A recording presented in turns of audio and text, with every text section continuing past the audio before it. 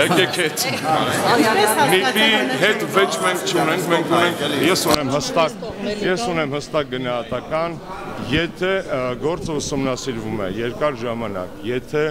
համապատասխան մարմինը կարդում է կամ գուցե չի կարդում է գրած պատասխանները, եթե մի քիչ հասկանում է պետական կառավարման համակարգից եւ օրենքներից, եթե չի կատարում պատվեր կամ եթե չի մտածել, որ իրականում հարցը բարձրացնելու այլ գերատեսչությունների առջև բարձրացնելու մեր նախարարության առջև այն էլ այդ տոնով